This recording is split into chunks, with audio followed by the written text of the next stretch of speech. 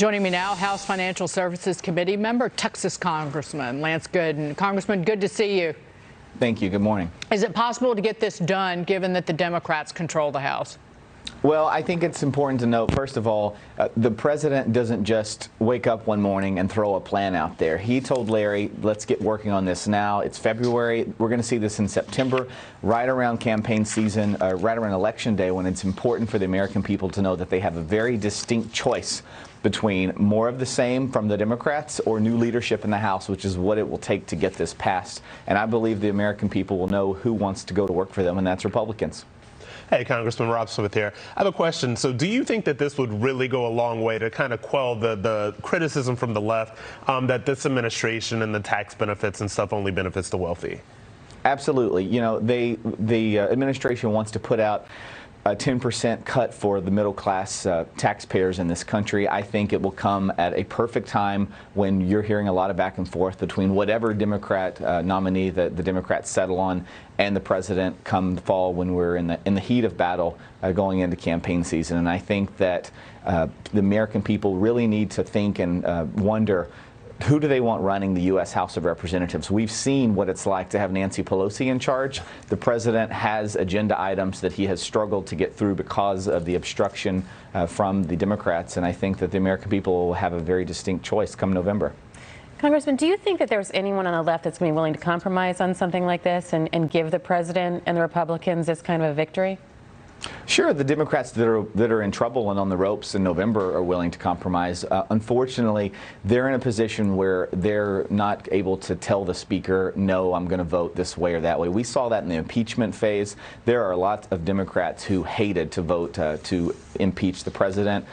Their arms were twisted. They said, I've got to do this. It's a leadership issue. And so I think you'll see, come closer to November, you'll hear from a lot of Democrats who are campaigning on all their wins, working across the aisle. It's amazing how the closer you get to November, the more Democrats you'll find say that they're willing to work with Republicans. Congressman, you mentioned compromise. One of the things that could be on the table for compromise, and Larry Kudlow did mention it, is the SALT deduction, because a lot of the members of the House that I've spoken to who are in the Northeast or in California, really that's a big issue with their constituents. Do you think in the compromise spectrum, talking about the SALT deduction may be part of the equation?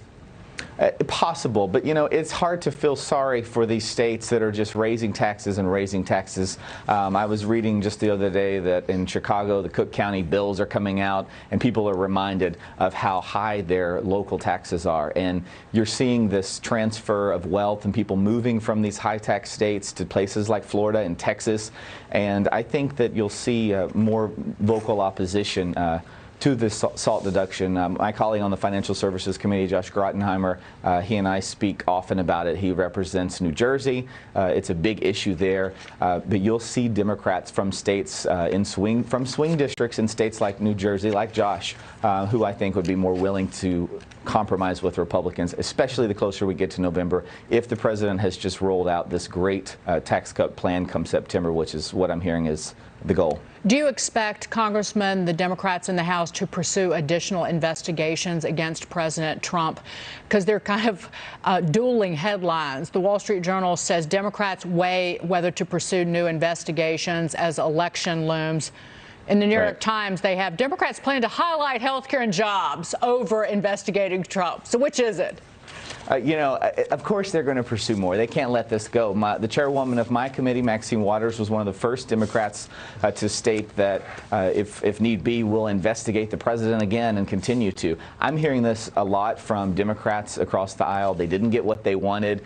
This has not turned out the way they anticipated. They thought that an impeached president would be someone who couldn't recover, but they didn't take into consideration that once acquitted, always acquitted. And this president is more popular than he's ever been. President Trump is going on the offensive. While Democrats are talking about impeaching him again or continuing investigation, the president's talking about getting a tax cut plan rolled out in the coming months. And I think that's something that's very different between the Democrats and this president and House Republicans. We want to get to work for the American people. Democrats want to continue to obstruct the president. They cannot think straight because President Trump is in their heads, and you'll see that as we go into the campaign cycle. What I think the Democrats missed is that 6 out out of 10 Americans say they're better off financially now than they were a year ago, and that's the highest it's been in 20 years. So they kind of missed that too. Congressman, thank you. Thank you. No, go ahead. Your final word. I was just going to say, even the Democrats in some of these swing areas, even your non-political American, that maybe they don't like the president, maybe they don't like some of his policies. At the end of the day, they are better off than they were before he took office because they are making money, the economy is good, the president is doing a fantastic job, and I think come November, whoever the Democrats, whatever far-left individual they nominate to take on the president, they will go down and the House will be taken over by Republicans. We'll be in a better place. You'll see this tax cut roll out. It'll pass a Republican-led House, and the American people will continue to thrive. Coming up. Thank you, Congressman. Good to see you. Thank you.